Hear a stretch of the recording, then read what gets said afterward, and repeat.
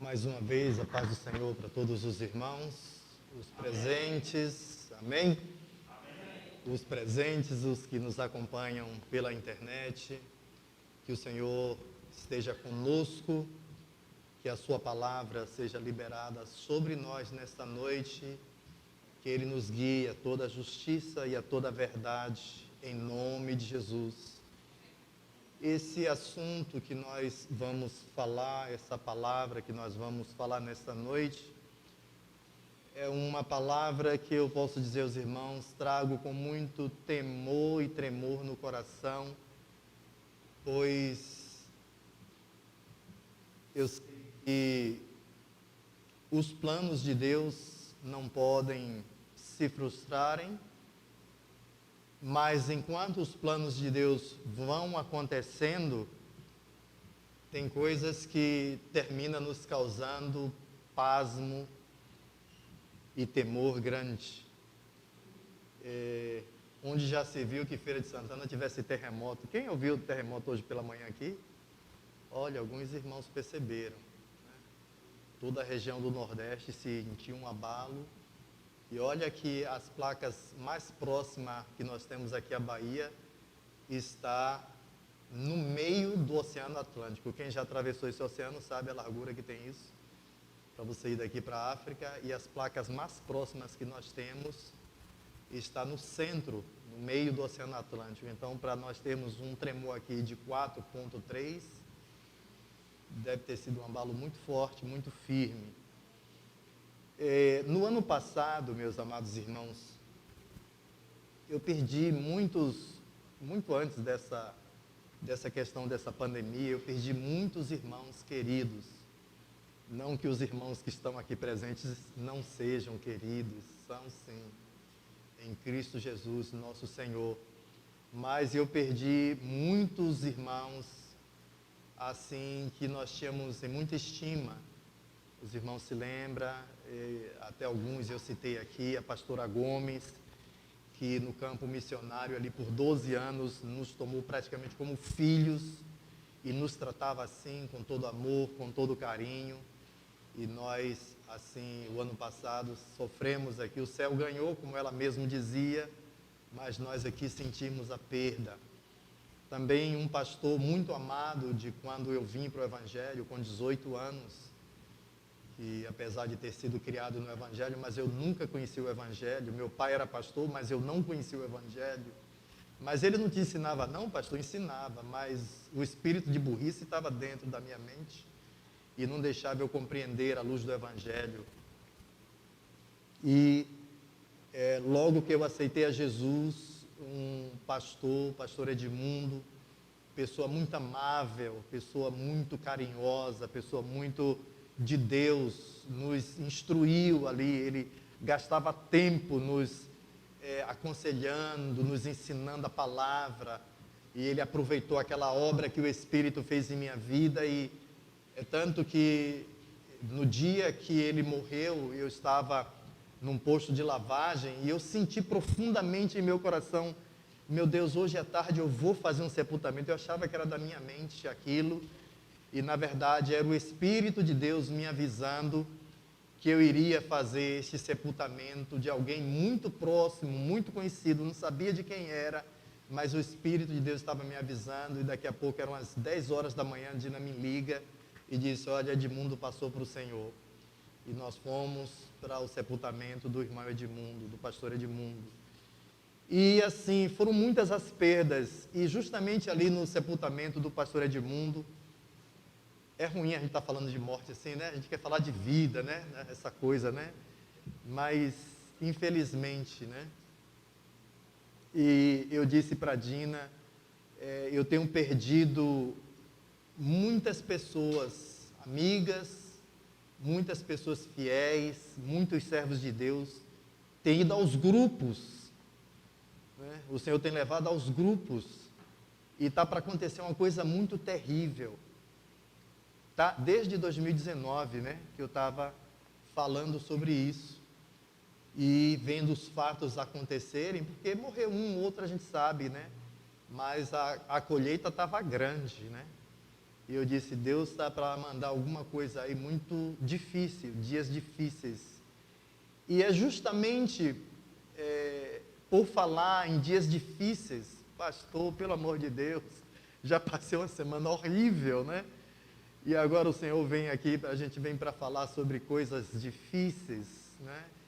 Mas o que nós vamos estar trazendo, meus irmãos, é como advertência para nós, para a gente não ser pego de forma inadvertida, né? Ou inadvertidamente, pois quando somos aconselhados, quando somos avisados para andarmos prudentemente e aproveitando o tempo, sendo orientados pela palavra, pelos ensinos, e é justamente esses ensinos que vai nos levar a viver uma experiência com Deus, com o seu Espírito, da realidade da pessoa do Espírito Santo em nossos dias, que vai estar nos aconselhando, que vai estar falando conosco.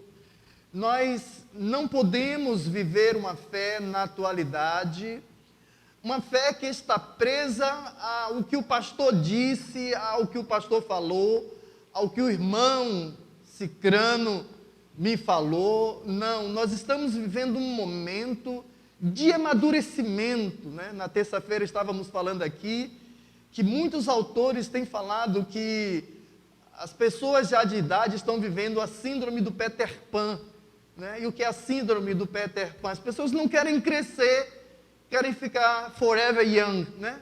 Para sempre jovem, não quer assumir as responsabilidades.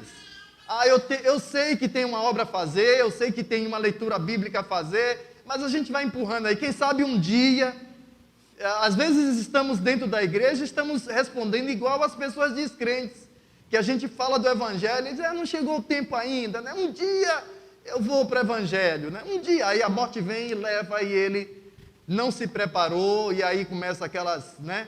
Aquelas orações todas para que Deus bote lá no céu. O camarada nunca quis saber de Deus aqui na terra, e agora porque morreu, Deus vai botar no céu, né?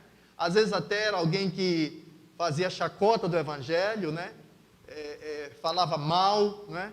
E falava mal até muitas vezes de Deus, e agora morreu, virou um santo. Não é assim. A gente precisa saber que existe uma verdade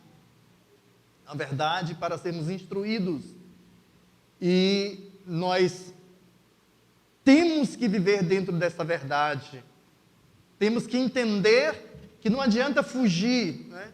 A semana passada um primo meu estava conversando comigo, e a gente falando, né, sobre essa maquineta, né, que o pessoal agora aponta para a testa de alguém para medir temperatura, aponta para os pulsos de alguém para medir temperatura, né? E eu dizendo para ele, isso aí é para que quando, né, o sistema do anticristo seja implantado na terra, não tenha mais nenhuma mais estranheza entre as pessoas, porque já vai estar tão comum o negócio. E isso é verdade mesmo? Eu disse, leia aí Apocalipse 13, né? Apocalipse 13 fala ali da besta e do falso profeta, e ali no versículo 16, 17, exatamente está falando que ninguém vai conseguir comprar nem vender se não tiver a marca da besta, ou na testa ou nas mãos. Veja que coincidência, né? Coincidência, né? Então, para você comprar ou para você vender, você vai ter que ser aferido se você tem a marca ou não. Então, é meio chato falar sobre isso, né? Eu mesmo acho chato falar sobre isso. Eu queria não estar precisando falar desse assunto aqui, mas o que eu quero trazer hoje à noite aqui, meus irmãos, é uma saída, uma esperança, uma ajuda, um consolo. Eu sei que dias difíceis vêm, a igreja, essa leitura que nós vamos fazer aqui, é uma leitura de um momento em que João se identifica, eu, João, vosso irmão, né, das aflições. Ele se identifica no livro de Apocalipse assim, eu estou com vocês nas tribulações, eu estou com vocês nas aflições. Ele estava ali na ilha de Patmos, preso naquela ilha deserta, cheia de feras, sem ter como se alimentar direito, sem ter como subsistir ali, por causa do Evangelho, sofrendo junto com a igreja ali por Domiciano, o imperador, ou mesmo Nero, que veio devastando com a igreja. Nós sabemos que a igreja, na sua origem, ela sempre foi perseguida pelos religiosos, perseguida pelos governos. A igreja sempre foi perseguida na terra, e hoje a gente vê pessoas que se diz conhecer o Evangelho e começa a dizer que hoje nós temos uma certa liberdade porque Ele é que fez alguma coisa para que a gente pudesse estar nos reunindo, tomando sobre si o galardão daquilo que nós vamos ver aqui nesta noite. Então vamos abrir as nossas Bíblias no livro de Apocalipse, é o último livro da Bíblia. Livro de Apocalipse. Nós vamos ler o último versículo do capítulo 1.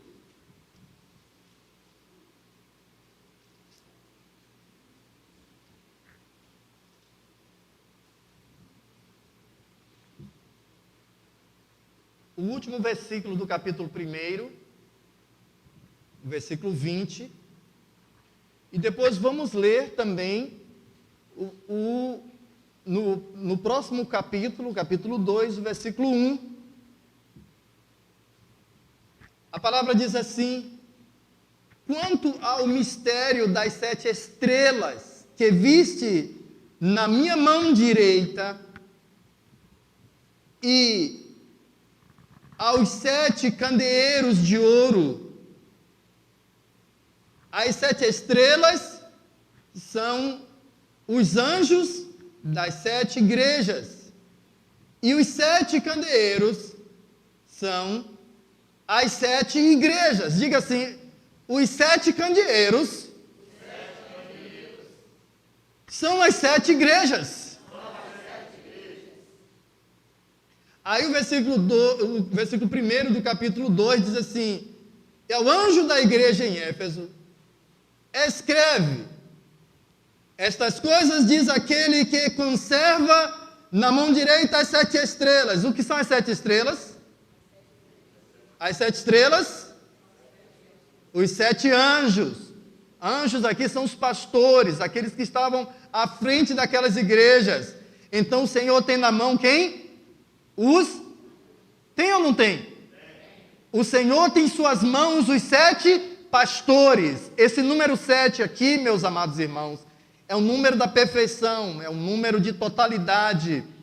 Nós vemos que aqui, nas 7 igrejas, as igrejas de toda a história estão representadas aqui. Eu creio que, de alguma forma, o Senhor estava falando as características diferentes daquelas igrejas, as igrejas que nós temos na nossa história. De alguma forma, nós vemos isso ali. Então, ele diz que tem na mão direita as 7 estrelas, e também que ele anda no meio dos 7 candeeiros de ouro.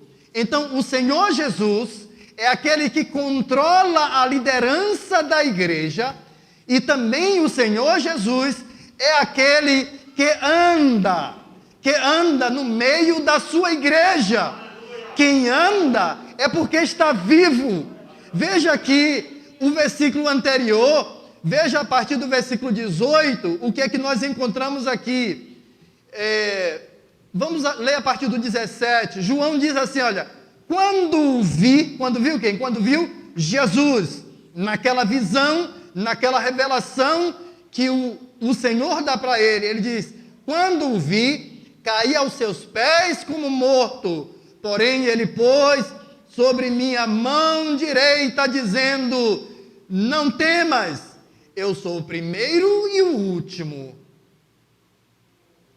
e aquele que vive. Presta atenção a isso. E aquele que vive. Se hoje ele ainda anda no meio da igreja, é porque ele está vivo. Aí ele explica estive morto. Todos nós sabemos que o Senhor foi crucificado e morreu naquela cruz. Mas, existe um porém aí. Mas, eis que estou vivo pelos séculos dos séculos. Quem está pensando que hoje quem opera e quem comanda a igreja são as autoridades, são os clérigos, são aquelas pessoas, lideranças, que estão à frente, estão enganados, porque quem controla a igreja do Senhor, apesar de já fazer mais de 2000 anos que o Senhor Jesus morreu e ressuscitou, mas de quem é o controle ainda é do Senhor. Mas pastor, tem muito tempo que ele veio aqui na terra, que ele veio aqui no mundo, já faz muito tempo que ele morreu e voltou para os céus. Olha, ele está dizendo para nós aqui nesta noite, ele está dizendo para todos nós nesta noite: eu sou aquele que fui morto, mas eu estou vivo. Eu é que ando no meio da igreja, porque a obra do homem não seria capaz, meus amados irmãos. Presta atenção, nunca se viu um povo ser tão humilhado, desprezado, perseguido, mortos, como ainda hoje. Se você for ver nos noticiários, existem autoridades que não têm nada a ver com o evangelho, existem atores, pessoas famosas. Existe uma missão da ONU ali no centro da África, Sudão. Aquela missão foi levantada por um ator de Hollywood, imagine. Por um ator de Hollywood. Ele viu a perseguição tão grande daquelas pessoas do norte contra as pessoas do sul, porque é muito forte o islamismo ali ao norte, e perseguindo e matando milhares de cristãos ali, que ele se levantou e ele disse: não é possível. Não é possível que a imprensa, não é possível que o mundo não esteja vendo isso. Então, meus amados irmãos, é Deus que levanta essas pessoas em socorro à igreja. Porque quando nós pensamos que o Senhor Jesus morreu e que foi sepultado e que voltou para os céus, nós pensamos que ele já está fora do contexto atual. Nós passamos a pensar que já não existe mais esta figura entre nós. Mas ele está dizendo aqui na sua palavra: eu fui morto. Quer dizer, isso não é estranho para ele, foi ele mesmo que passou pela morte, mas estou vivo. E ele diz: está vivo pelos séculos dos séculos. Então o século dos séculos alcança a gente hoje aqui neste dia. É o Senhor que está no meio de nós, é o Senhor que conduz a sua igreja.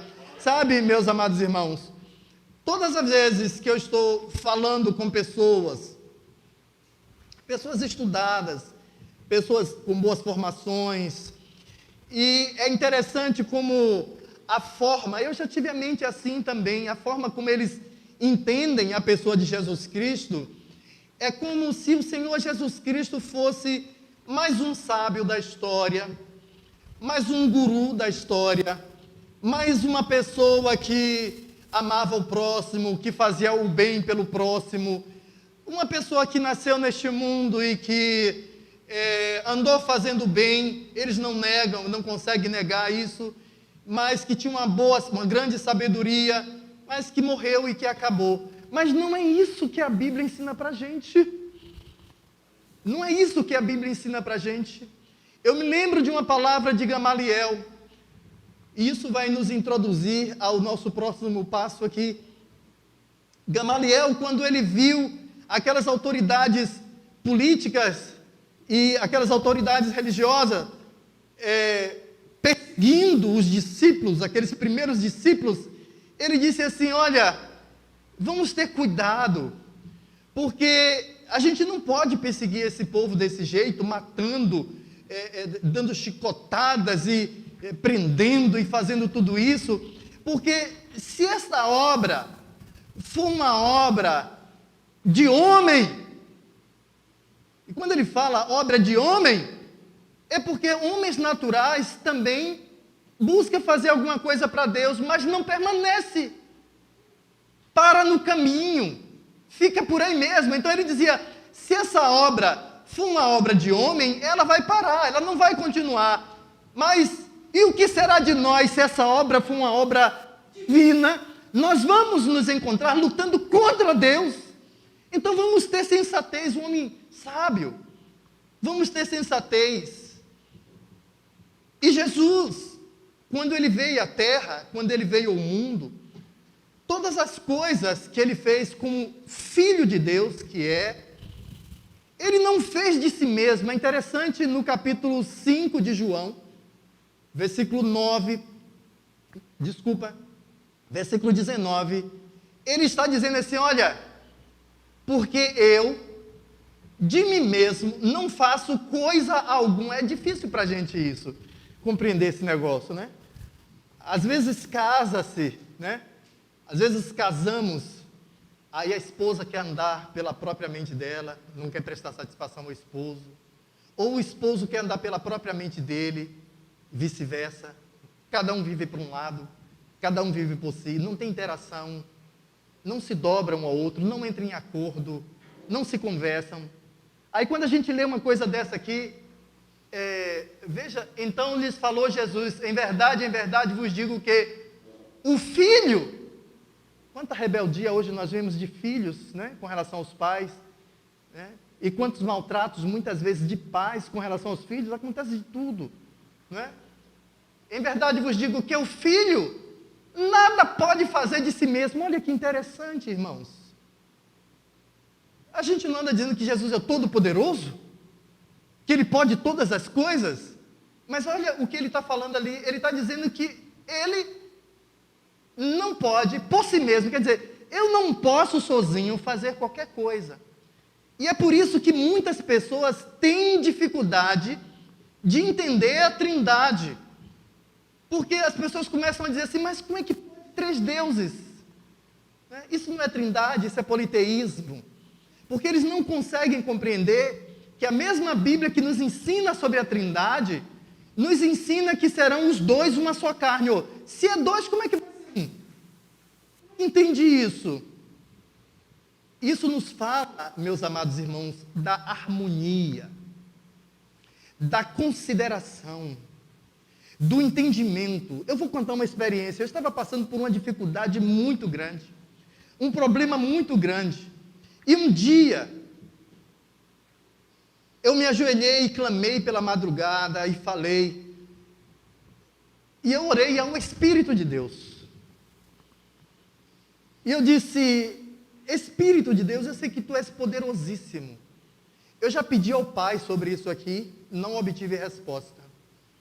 Eu já pedi ao Filho sobre isso aqui, não obtive resposta. E eu clamo a Ti para que o Senhor venha solucionar. Mas eu vi Ele falar para mim muito claro, Enoque, eu nunca agi sozinho. Olha. Talvez se a gente compreendesse mais a Trindade, teríamos nos lares mais harmonia. Saberíamos, antes de fazer qualquer coisa, entrar em acordo. Aleluia. Isso é tão fabuloso, meus irmãos. Isso é tão glorioso. Isso fala da unidade. A Bíblia nos ensina, eu não quero tomar muito tempo, de que desde a criação, Deus criou os céus e a terra. Gênesis 1:1. E no versículo 2 diz que a terra se tornou sem forma e vazia, quer dizer, a terra se tornou um abismo. Mas nesse mesmo versículo diz que o Espírito de Deus pairava sobre a superfície da terra, em um trabalho com Deus, para tirar a terra daquele caos que foi criado, e dar uma ordem à terra, e pôr ordem às coisas. O Espírito de Deus esteve presente ali. É por isso que aqui neste momento o Senhor Jesus ele está dizendo, eu nada faço de mim mesmo. Tudo que eu faço de acordo com o meu Pai. Então esse negócio de muitos pensarem que o Senhor Jesus é somente um sábio, que o Senhor Jesus é um homem diferenciado, que o Senhor Jesus é um homem cheio de bondade. Não, não é só isso, ele é muito para além disto. O Senhor Jesus é o Filho de Deus, gerado pelo Espírito Santo, para realizar uma obra anteriormente, eternamente preparada para ele realizar. É justamente por isso que quando o anjo vem visitar Maria, e o anjo começa a conversar com Maria, que ela daria a luz a um filho. Então Maria diz assim: mas é impossível, porque eu não tive nada com José, não existiu nada entre nós. Aí o anjo diz: olha, você não está entendendo, Maria, isso aí não vai depender de José, não.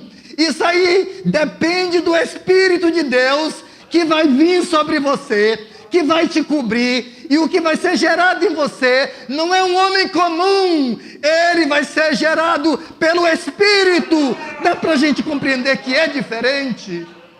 É diferente.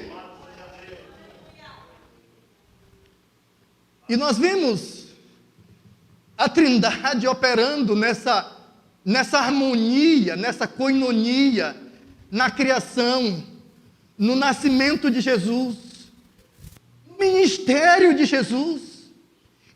Terminamos de ler aqui uma passagem que ele está dizendo: eu não faço nada de mim mesmo. Existe uma passagem em Lucas também, no capítulo 5, versículo 16, por aí, quando ele está falando que ele estava em uma sinagoga, em um dia de sábado, e tinha muitas pessoas ali, muitos fariseus, muitos saduceus. É o 17, Lucas 5, 17. Ora, aconteceu que em um daqueles dias, estava ele ensinando, e achavam ali assentados fariseus e mestres da lei, vindo de todas as aldeias, da Galileia, da Judeia, de Jerusalém.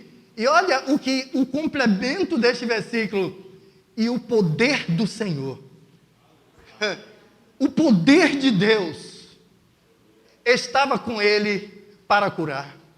Então Jesus entrava em uma congregação daquela época, que era uma sinagoga, uma reunião menor, que não era a reunião do templo. Na época de Esdras, eles criaram as sinagogas, e ali onde o Senhor Jesus estava presente, o poder de Deus estava com ele. A obra de Deus, meus amados irmãos, não é feita com a força do homem.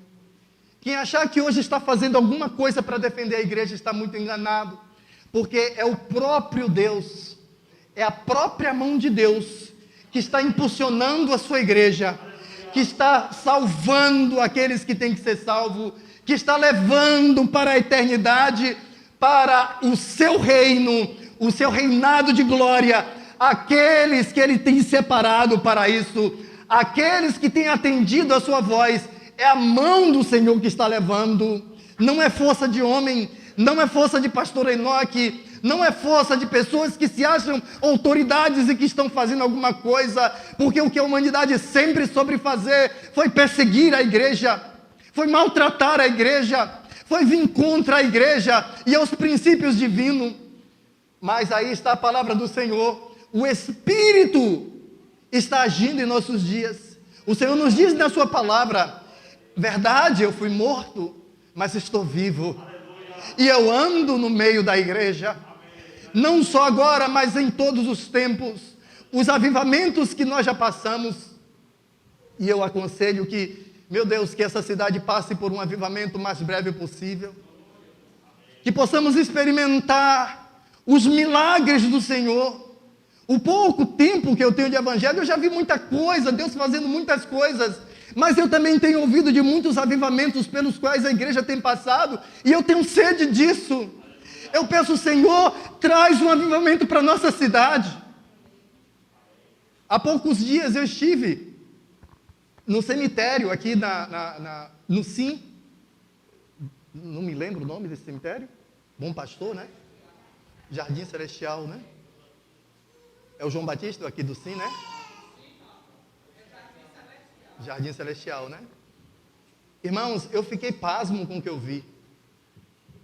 Eu fui fazer um sepultamento, e enquanto eu passava, eu vi as fotos de jovens, 13 anos, 17 anos, 23 anos. Era o que tinha ali. Jovens não morrem assim com doenças, né? Senis, como se diz, né? Com certeza, um acidente de moto, por muitas vezes não ouvir o pai. Olha, não sai por aí levantando a roda, né?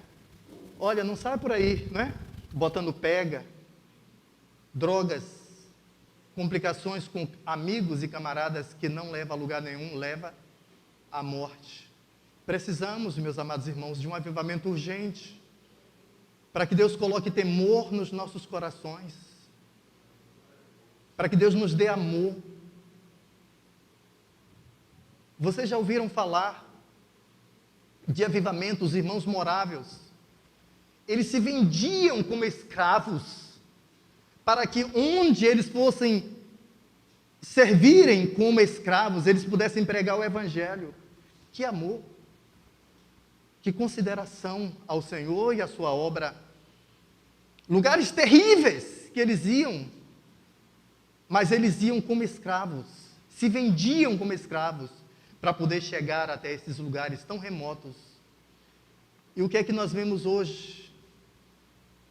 Eu estava acompanhando um ministério que tem se interessado por avivamento, a gente sempre vai pesquisando, e eu vi um certo pregador de uns 56 ou quase 60 anos de idade, naquele ministério, pregando e pregando, mas ele começou a pregar e ele começou a tossir desde o primeiro momento. Falar nisso, eu estou até sem água aqui, tá? E ele começou a pregar e começou a tossir, começou a pregar e começou a tossir. Não teve uma pessoa que trouxesse um copo de água para dar ao irmão. Que avivamento é esse que a gente está buscando? Que a gente sequer entende os princípios do avivamento. Então, voltando aqui, nós percebemos que é por isso que a gente não pode tomar glória para nós, porque quem faz essa obra é o Espírito de Deus. É um trabalho harmônico, é um trabalho de cooperação entre Pai, Filho e Espírito Santo. Obrigado, Nai. É um trabalho de cooperação entre o Pai, o Filho e o Espírito Santo.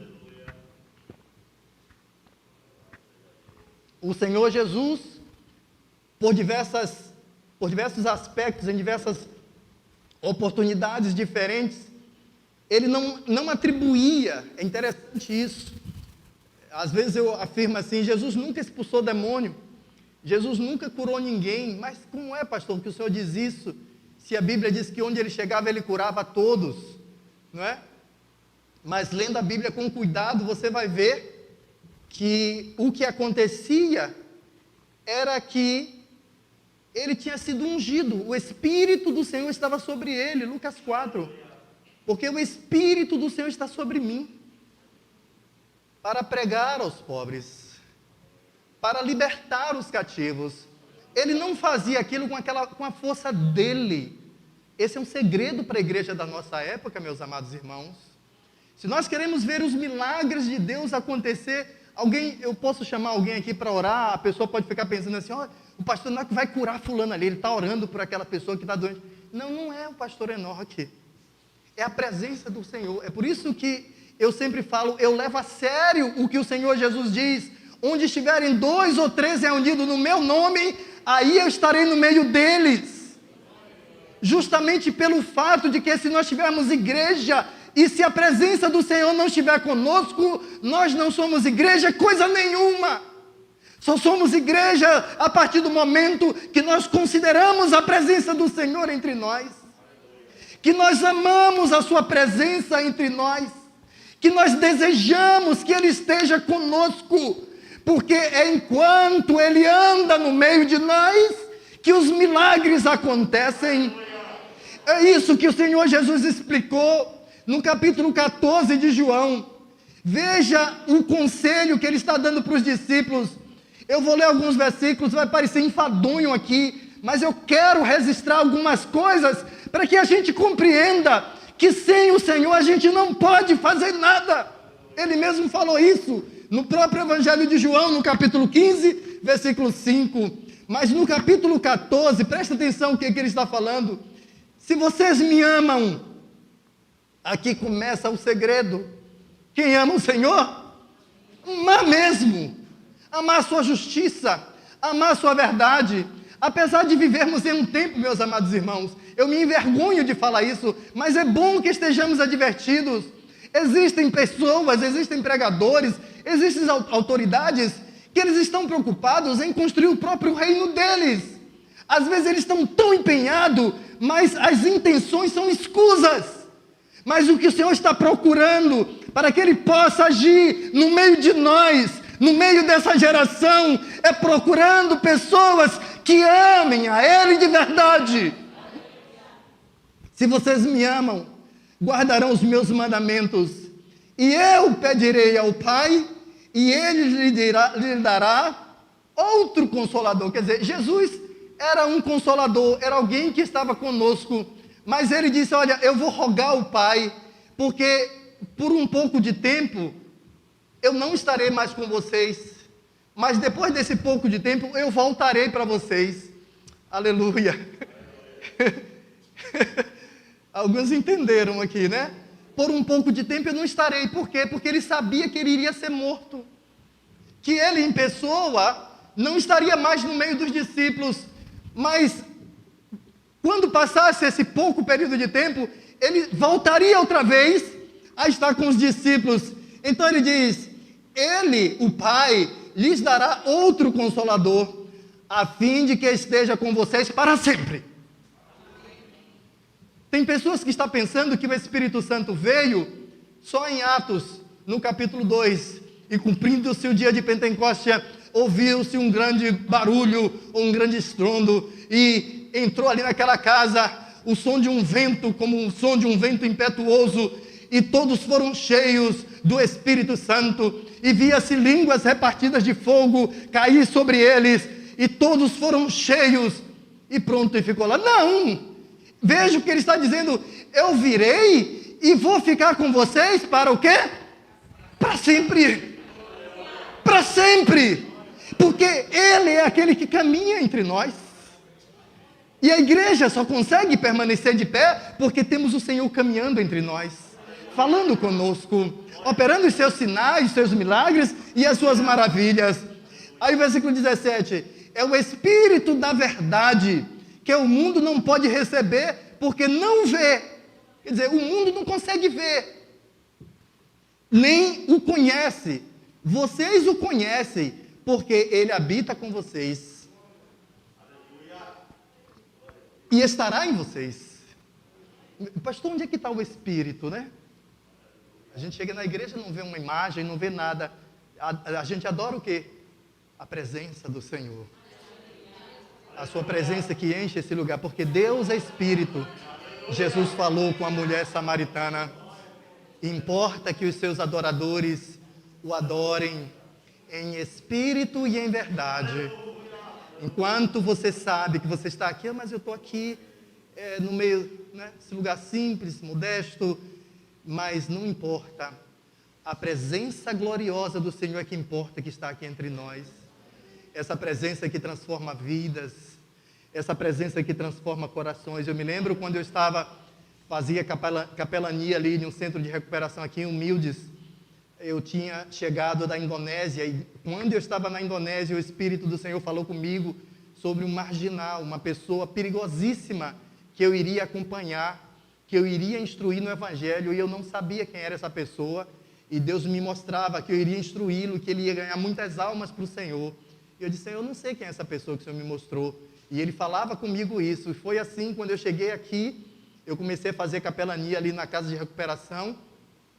Eu comecei a acompanhar um jovem que aceitou o Evangelho, e ali eu instruía aquele jovem nos caminhos do Senhor, aconselhava aquele jovem que era um terror na cidade dele. Eu falei de uns 2 terrores aqui na terça-feira passada, esse era um outro já, e aquele jovem foi se aproximando do Senhor e amando cada vez mais o Senhor, que o Senhor fez uma obra tão grande na vida dele. Um outro dia ele mandou uma fita para mim e disse, pastor, eu estou firme nos caminhos do Senhor, abandonei aquela vida de assalto, de roubo, eu sou nova criatura.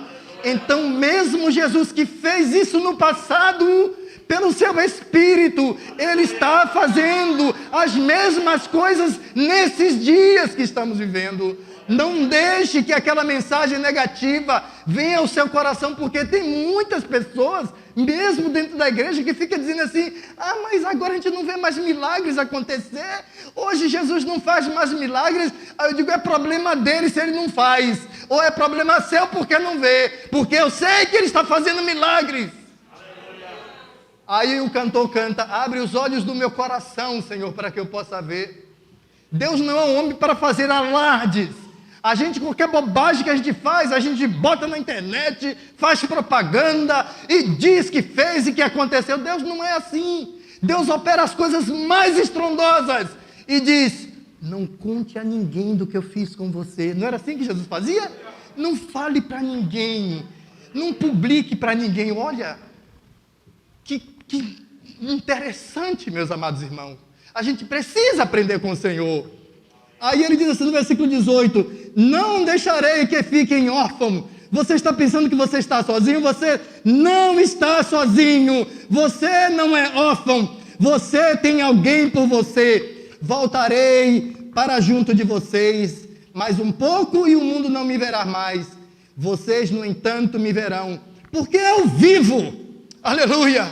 Vocês também viverão. Naquele dia vocês saberão que eu estou em meu Pai e que vocês estão em mim e que eu estou com vocês. Versículo 21. Aquele que tem os meus mandamentos e os guarda, este é o que me ama. Então, quem busca obedecer ao Senhor, quem busca e se interessa pela sua palavra e quer andar de acordo com aquilo que Ele nos indica, que ama o Senhor com todo o coração, esses têm a revelação de quem é o Senhor na verdade. É isso que faz a diferença. Aí ele diz, aquele que me ama, qual é o segredo, irmãos? Amar o Senhor. Eu sempre falo, nós só fazemos aquilo que priorizamos. Você não faz coisas que você não prioriza. Se você prioriza os esportes em sua vida, muito bom, legal, como se diz, praticar esportes, mas não gaste a sua vida toda só em praticar esportes. Tira um tempo, realmente é necessário, mas priorize fazer a obra do Senhor, priorize amar o Senhor, priorize servir ao Senhor, porque a gente só faz aquilo que a gente prioriza, e a gente só prioriza aquilo que nós amamos. Aí ele diz, então Judas, versículo 22, não Iscariotes, disse a Jesus, por que razão o Senhor se manifestará a nós e não ao mundo?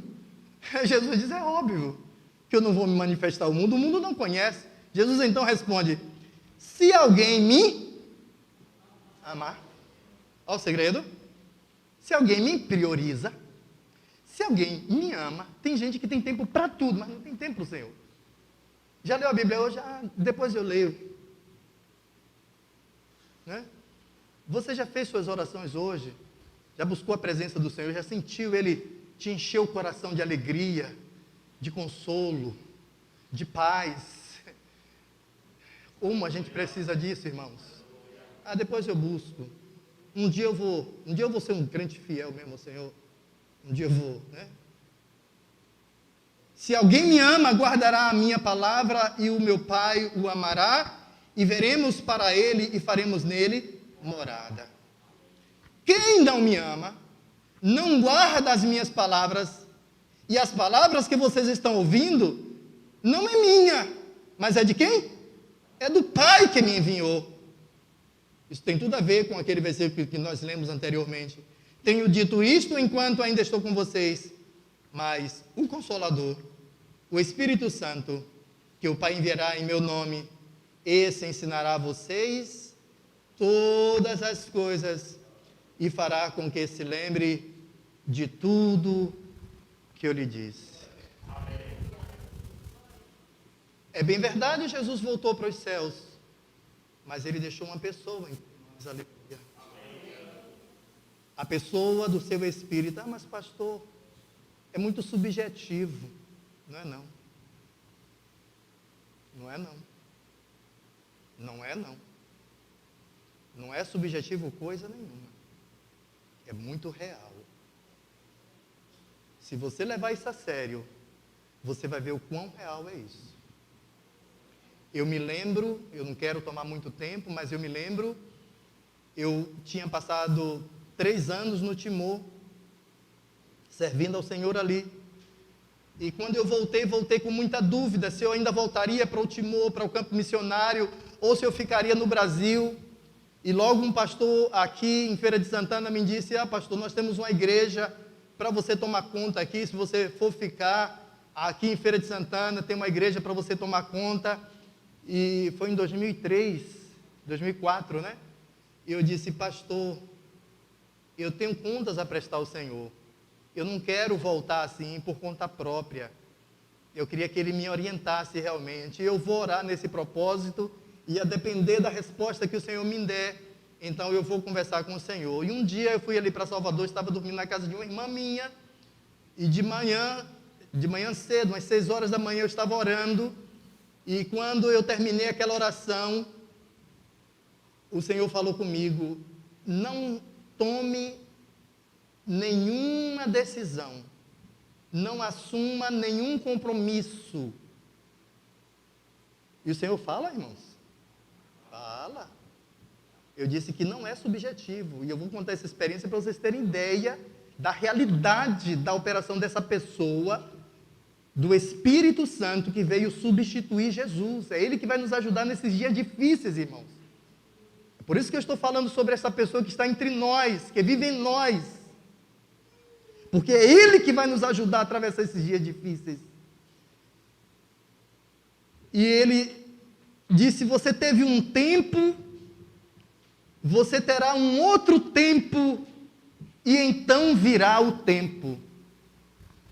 Eu tive um tempo, vou ter um outro tempo, e então virá o tempo. Qual era o tempo que eu estava esperando que viesse? De eu ficar no Brasil. Mas até esse tempo de eu ficar no Brasil, viria um outro tempo. Dá para entender, irmãos? Deus é inteligente. Hein? A mente de toda a sabedoria. E naquele dia, era um dia de sábado, e eu ia em uma igreja, naquela manhã. Quando eu cheguei na igreja, eu sentei, primeiro a pastora me recebeu no meio do caminho. Não, pastor, senta aqui, tem aquele negócio de sentar no púlpito, né? Eu acho que quem deve sentar no púlpito é quem está ministrando, né? Quem deve estar na plataforma é quem está ministrando. Todo mundo é todo mundo, são todos servos de Deus, é por isso que eu sento aqui no meio da igreja. Mas cada um conduz da forma que sabe, que é orientado. E ele me botou ali sentado no púlpito, e veio um irmão, e começou esse irmão, eu e Dina sentado ali no púlpito, e esse irmão começou a falar em línguas aqui em minha frente, e eu não entendia o que é que o irmão estava falando. Aí a irmã saiu lá do meio da igreja, veio até onde nós estávamos sentados, e sentou junto de mim e de Dina. E o irmão falava em línguas, e ela traduzia para nós o que era que aquele irmão estava falando ali, naquelas línguas que eu não conhecia. E imagine o que aquela irmã estava traduzindo para a gente. A mesma mensagem que o Senhor me deu de manhã, eu já tinha falado para a Dina. Não tome nenhuma decisão. Aquela irmã não sabe de nada, eu não tinha falado para ninguém sobre isso. O Espírito de Deus é que conduz a sua igreja, meus amados irmãos. Ele está vivo entre nós, para sempre, para sempre. Para onde vir a dificuldade que vier, o nosso Senhor está vivo e anda no meio de nós. Você teve um tempo e você terá um outro tempo. Olha, parece que alguém ouviu ali, foi você, Diná, que falou para ela. Que impressionante. Então, meus amados irmãos, quando os tempos se tornam difíceis, vamos entender que não é por força, não é por violência, como está escrito em Zacarias, mas o Senhor diz que é pelo seu Espírito. Que a gente saiba que nós não estamos órfãos. Porque é isso que o diabo quer soprar no nosso ouvido. Ninguém na igreja liga para mim. Ninguém se importa comigo. O pastor, meu Deus.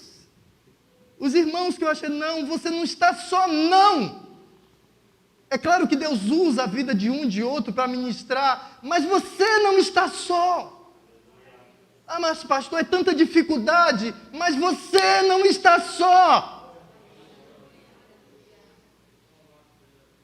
Você tem um consolador, você tem um conselheiro, você tem alguém que está em volta de você.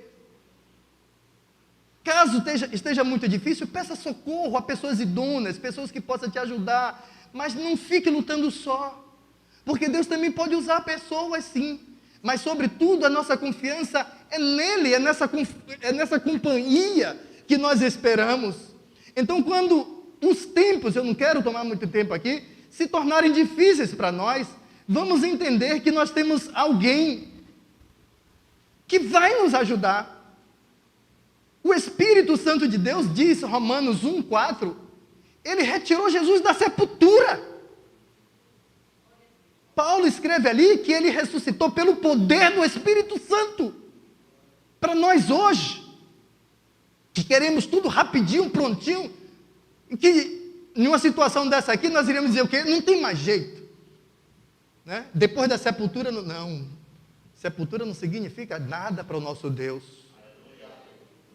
Vamos aprender a esperar. Essa semana eu estava falando para a Diná, eu disse, eu não sei se eu teria paciência de Moisés, de esperar daquela forma. Deus manda Moisés subir o monte e disse para Moisés, sobe para o monte que eu vou falar com você. Eu já subi aquele monte ali, o negócio é brabo. E Moisés sobe ali, a gente passa quase meio-dia subindo aqueles caminhos íngremes.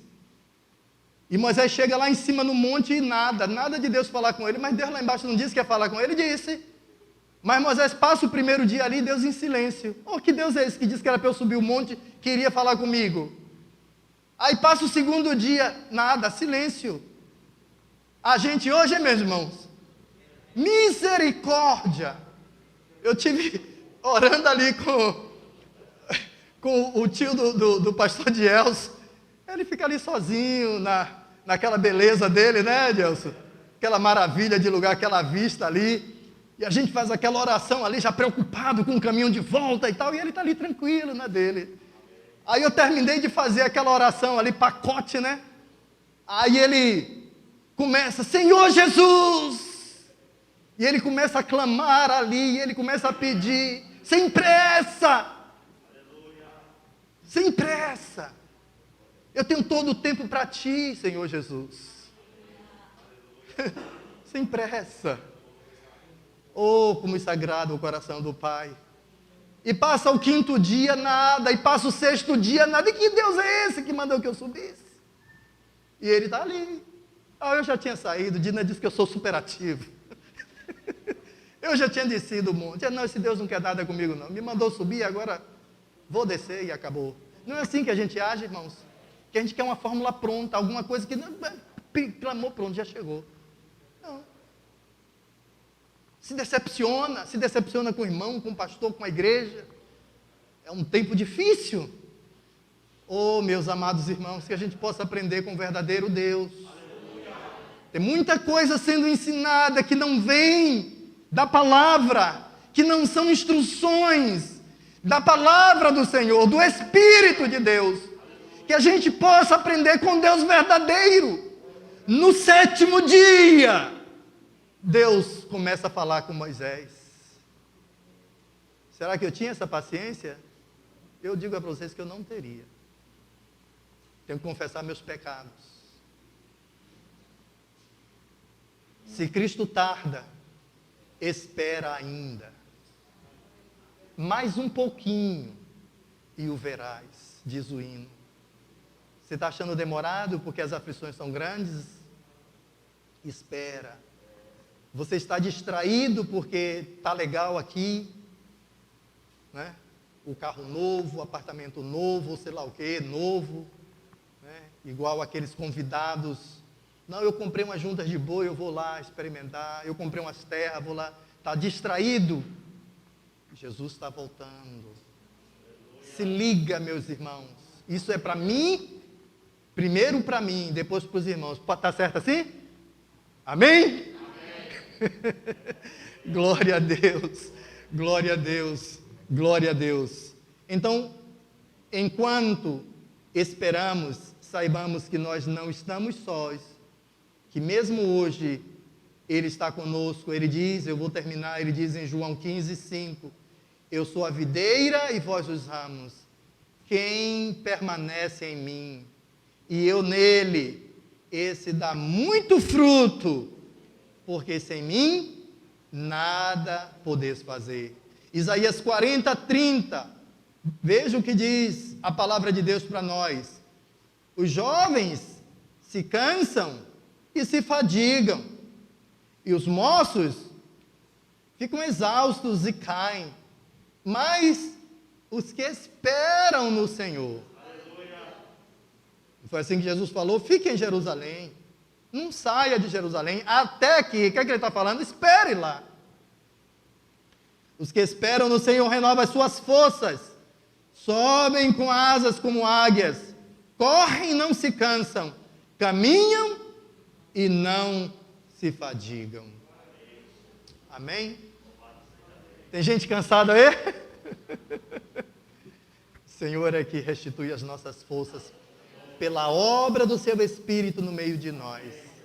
Vamos curvar as nossas cabeças e orarmos. Senhor Jesus, muitas são as dificuldades que atravessamos. Oh, muitos são os bloqueios que enfrentamos. Quantas perseguições, Senhor. Quantas provações e tentações vindo pelo inimigo das nossas almas. Quantas frustrações passamos neste mundo, neste vale de lágrimas, Senhor. Mas queremos dizer ao Senhor que a nossa confiança estará em Ti. Que o Senhor, como diz o salmista, se apresse a nos atender, Senhor Rei da Glória. Precisamos crescer em experiência contigo. Precisamos que a nossa fé esteja firmada em Ti, Senhor. Que cresça em Ti. Que possamos ver os Teus milagres, a prova da Tua existência, de que o Senhor cuida de nós. Ajuda-nos, sobretudo, a amar o Senhor, amar o Teu reino, amar a Tua obra. Abre os nossos olhos, abre os nossos olhos, unge os nossos olhos com o colírio dos céus, para que possamos ver, Senhor. Ajuda-nos a nos enriquecermos com ouro puro, Senhor Rei da Glória. Oh, nos ajuda a cada dia. Seja o Senhor com cada um dos Teus servos, com cada um dos Teus filhos. Nos aviva, aviva a Tua obra através dos séculos. Venha o Senhor pelo Teu Espírito operar coisas extraordinárias em nossos dias, Senhor Rei da Glória. Venha levantar, Senhor, aqueles que estão caídos, firmar, Senhor, os joelhos que estão trôpegos. Vem dar força, Senhor, ao fraco.